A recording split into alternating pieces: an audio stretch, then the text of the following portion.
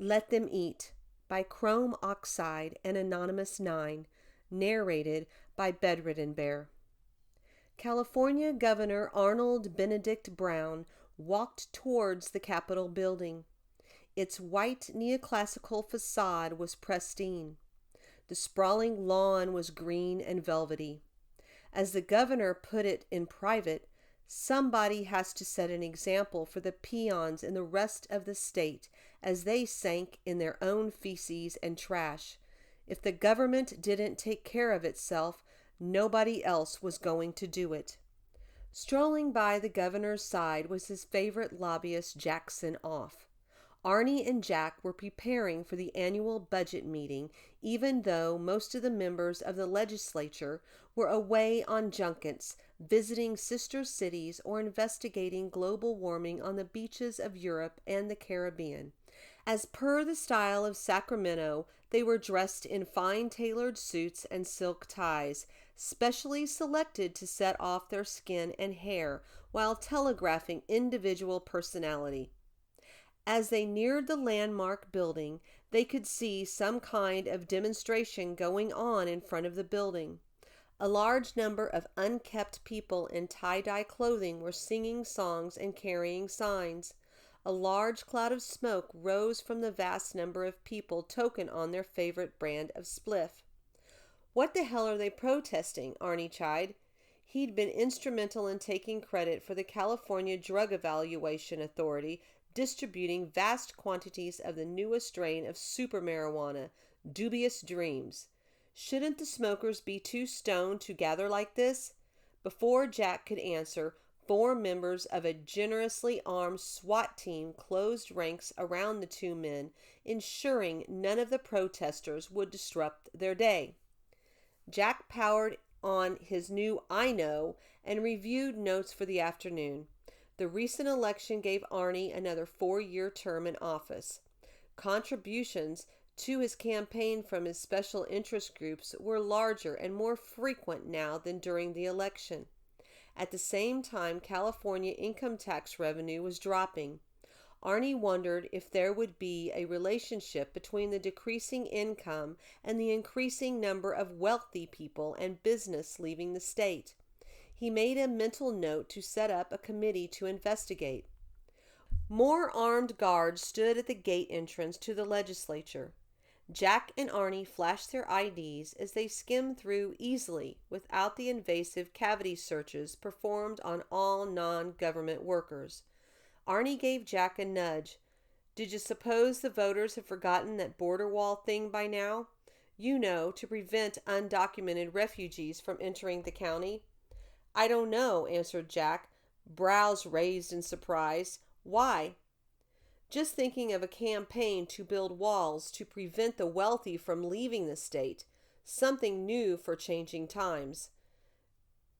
Jacketed busied himself and made a note in the I Know. "I don't think it would be a problem, sir.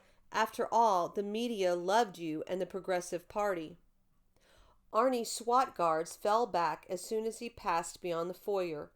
They would now return to their regular jobs protecting wealth equality distribution agents. No fat cats would hoard wealth while Arnie was governor. Jack kept one eye on his new I Know as he and Arnie moved through the halls. Unexpectedly, a uniformed police sergeant stepped up, blocking their path. "My paycheck bounced. What are you going to do about it?"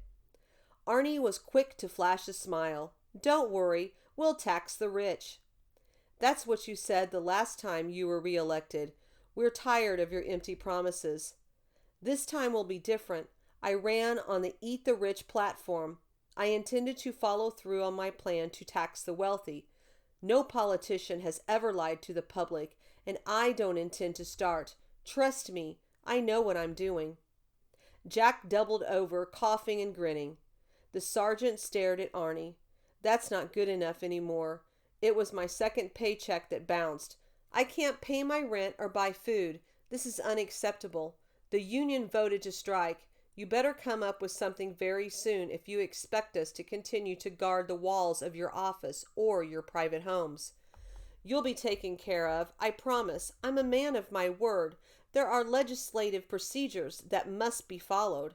I will insist on the Appropriation Committee deal with this problem ASAP. We never let politics get in the way of doing the right thing. Jack turned away. His ability to keep a straight face was being pushed to its limits. The sergeant rested his hand on his gun and glared at Arnie for a few moments before turning and stomping away.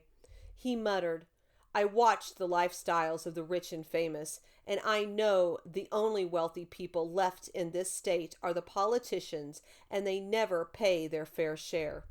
Jack shivered and pulled up his bug-out plans on his iKnow. Arnie relaxed. I hope this won't cause problems for my paycheck. It isn't much, but I have expenses.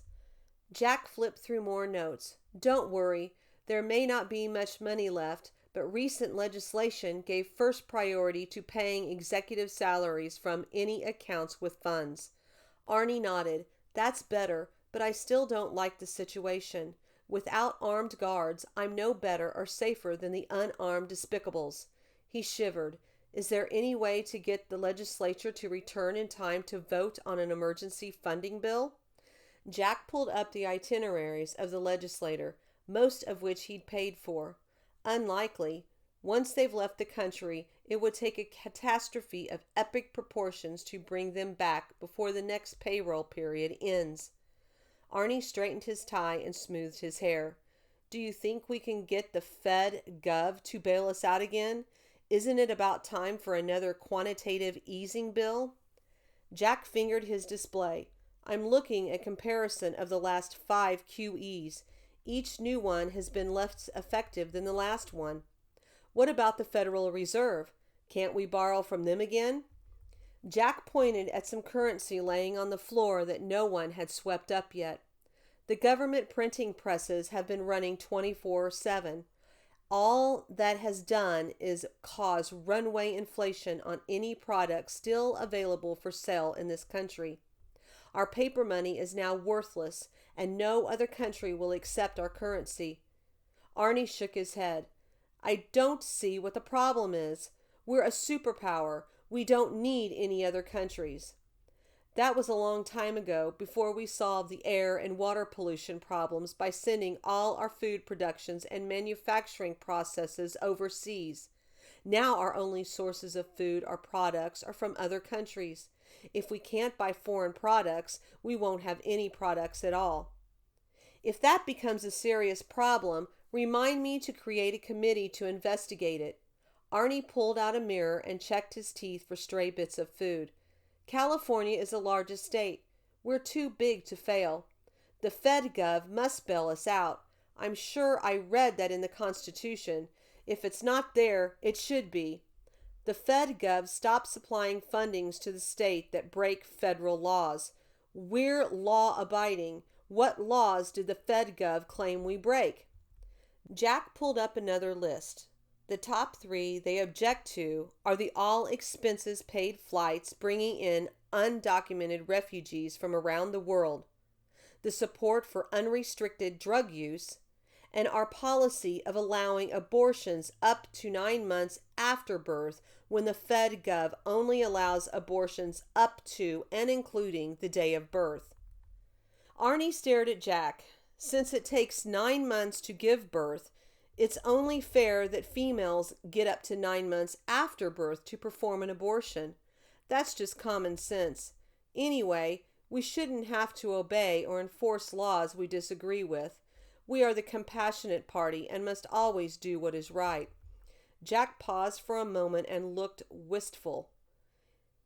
His wife had given birth a month ago, and he was head over heels in love with his infant son. Arnie knew that look. He slapped Jack stoutly on the back. Buck up now. Think of all the revenue in those baby parts. You don't want them going to waste, do you?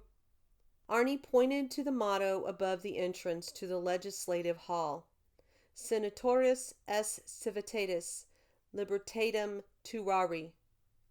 Translated, it meant, it is the duty of the senators to protect the liberty of the citizens. You know, I'd die before giving up any of the basic freedoms we fought so long and hard to acquire. Jack just pulled up one more page on his I know. Even if the FedGov wanted to help, they can't. Revenues have been falling nationwide. The only money they have left is earmarked for special projects like high-speed rail to Hawaii and England, solar and wind power plants, derangeables, and other environmentally friendly projects. Arnie shook his head. We borrow money from special funds all the time. That is how government works. Otherwise, we'll run short of funds for our important projects, like supplying me with a new car and having my office refurnished every year. I have an image to maintain, and my $6 million a year stipend barely covered my modest expenses. Jack pulled up Arnie's slush account. The money disappeared faster than Jack could keep it filled. Arnie pulled a tissue from his pocket and leaned over to give one last swipe of his shoes to ensure the shine was perfect. He looked at his prepared speech and wondered if he needed to make any changes to it. He decided not to because that always upset Jack. This is bad, but we'll survive. Once I give my State of the State speech and return from my vacation, I will look into finding new activities to tax. I've got an idea. How about raising existing taxes? Arnold beamed. That too. I thought you'd like it. The solution solved all previous problems, so it should work to fix all future problems, Jack sighed. I hope we have the time. Arnie looked around. Don't be a pessimist. I work hard for the voters, and I'm proud of my record of accomplishments. Nothing else can possibly go wrong. They were walking up to the stately doors of the legislative chambers, built in the 1800s. The doors remained a symbol of the original magnificence of California under good government. The doors burst open and out ran Lieutenant Governor Barbara Gruesome. She was out of breath and several hairs had come unstuck from her usually neat brunette helmet. The people are revolting, she hissed. Arnie smiled ruefully. Tell me something I don't know. It's depressing that we spend all of our time working to take care of the despicables when they can't take care of themselves. Even worse, every new day brings more needs we must provide for other activities we must regulate. Barb rubbed at her tear-smeared makeup. You don't understand. The people are starving. We promise to feed and house everyone who crosses our border. We barely have enough food for ourselves and the other people who matter. Even worse, the news is reporting cannibalism. It's breaking out across the state. Arnie chuckled. Such a kidder you are, Barbara. That can't be. We care about the people and would never let the situation deteriorate to that extent. Jack stepped up. That's your problem. You listen to the radio. Ever since the infotainment media and leftists colluded to overthrow the POTUS and subvert the Constitution, they have gone to great lengths to avoid telling the truth. Their narrative is too important. Arnie felt his scalp start to itch. You know, I don't like it when you talk like that. Before Jack could respond, Barb pulled up the torn sleeve of her blouse to reveal a bite mark on her arm that oozed blood. It's not just the news. I was attacked in the hall. The police sergeant didn't do anything to stop it. Arnie frowned. He didn't have time for this. He needed to give his speech before he left to investigate the global warming on the beaches of Tahiti. He tried to walk around her. Barb moved to block Arnie. We have a huge army of the walking heads demonstrating outside this building, and they have the munchies real bad. I barely escaped with my life. Arnie smiled. Let them eat the other white meat. Republicans. It's too late for that. We don't have any left. Arnie's face scrunched up. Why? How come I wasn't told of this before? How can you not know? At the beginning of your last term in office, you signed a bill limiting the number of Republicans in the legislature and in the state. They've been fleeing ever since. With a stunned look on his face, Arnie stuck a finger in his ear and waggled it about. As if on cue, the great doors opened again, and a tie-dyed individual reeking of marijuana staggered out, gnawing on a severed arm. Behind him, the legislative chamber erupts in chaos as the street people bared their teeth and chased after politicians. Panicked, the politicians tore and bit at one another, trying to escape. California's leadership was finally eating itself. "Stop it! Stop it!" Arnie hollered. A pretty biracial woman stumbled out, spraying blood. Arnie turned to Jack with tears in his eyes. "No Republicans! Now who will we blame for our problems?" The end.